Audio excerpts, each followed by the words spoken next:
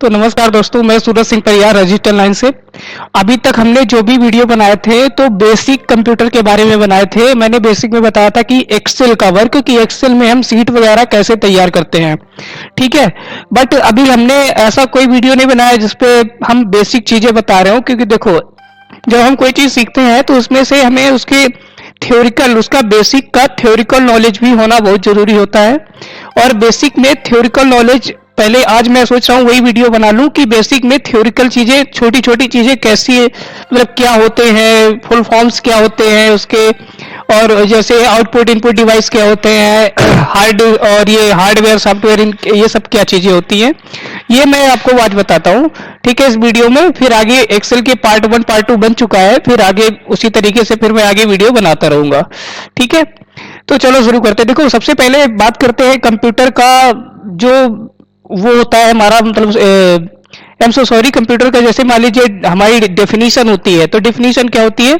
तो डेफिनेशन हमारी होती है कि computer is electronic device accept data and store data. यानी देखो इसका मतलब कंप्यूटर एक हमारी मशीन है या एक डिवाइस है जो हमारे द्वारा दिए गए डेटा को एक्सेप्ट करती है और स्टोर करती है, ठीक है।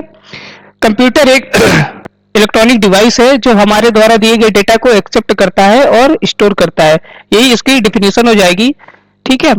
उसके बाद अब सेकंड नंबर में आता है हार्डवेयर और सॉफ्टवेयर क्या होते हैं। देखो हार्डवेयर वो होते हैं कि कंप्यूटर के वो फिजिकल पार्ट्स जिनको हम देख सकते हैं और टच कर सकते हैं, वो हमारे हार्डवेयर पार्ट्स होते हैं। जैसे मान लीजिए माउस, कीबोर्ड और मॉनिटर, इनको तो आप देखते ही हैं। जो चीजें हमें दिखती है हमारे हार्डवेयर पार्ट्स हो गए, ठीक है।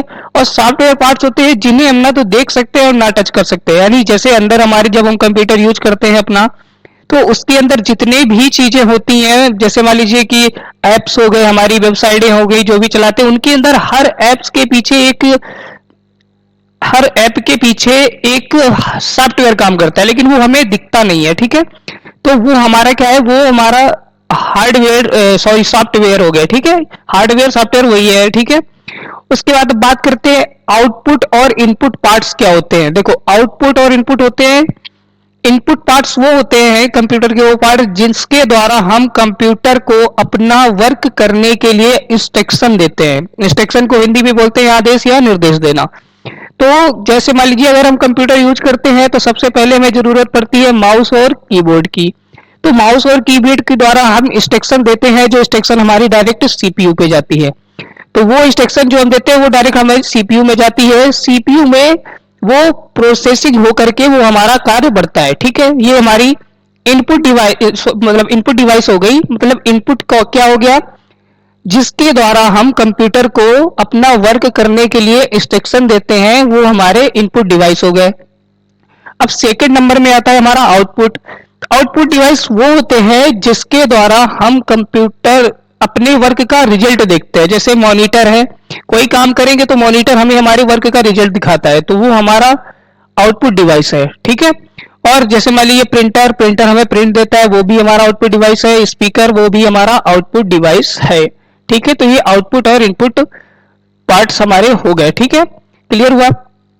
ठीक है। The father of computer sir Charles Babbage, ये तो शायद आपको पता ही हो, ठीक है। उसके बाद हमारा फुल फॉर्म आ गया, कॉमन ऑपरेटिंग मेमोरी, पी से पार्टिकुलरली, यू से यूनिट, टी से टेक्नोलॉजी, ई से एजुकेशन, आर से रिसर्च, ये हमारा कंप्यूटर का फुल फॉर्म होता है, ठीक है। तो ये हमारी कंप्यूटर की बेसिक चीजें हैं जो कि हमें प्रैक्टिकल के साथ थ्योरिकल नॉलेज भी थोड़ा बहुत इनका होने चाहिए। जैसे मान लीजिए सीपीयू के यूनिट्स के बारे में बात करें, सीपीयू के अंदर कौन कौन से मेन यूनिट्स पाए जाते हैं, तो वो मेन यूनिट्स होते हैं जैसे अर्थमेटिकल यूनिट हो गया, कंट्रोल यूनिट। अर्थमेटिकल यूनिट का काम क्या होता है? देखो जितना भी हम कंप्यूटर पे कैलकुलेशन का वर्क करते हैं वो हमारा सारा अर्थमेटिकल यूनिट के अंदर आता है, और इसके अलावा जितने भी अदर वर्क करते हैं वो हमारे कंट्रोल यूनिट के द्वारा किए जाते हैं, ठीक है।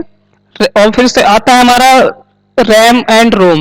यानी रैम एंड रोम क्या होती है? तो देखो रैम का फुल फॉर्म होता है रैंडम एक्सेस मेमोरी, तो वो हमारी रैम हो गई, ठीक है। रैम का मतलब होता है कि जिसपे हम अपना प्रेजेंट का वर्क करते हैं। जैसे मान लीजिए एक स्पीड को इंप्रूव करता है हमारा रैम। जैसे मान लीजिए कि जैसे आप एक मोबाइल फोन खरीदते हैं तो जितनी ज्यादा उसमें रैम होती है वो रैम के हिसाब से ही उसकी स्पीड इंप्रूव होती है हमारे फोन की। और रोम का मतलब होता है स्टोरेज, यानी जितनी भी स्टोरेज वाली चीजें, जैसे मान लीजिए जो हम करते हैं स्टोर करते हैं, यानी इसका फुल फॉर्म होता है रीड ओनली मेमोरी, रैम का फुल फॉर्म होता है रीड ओनली मेमोरी। तो ये हमारा रैम हो गया, ठीक है।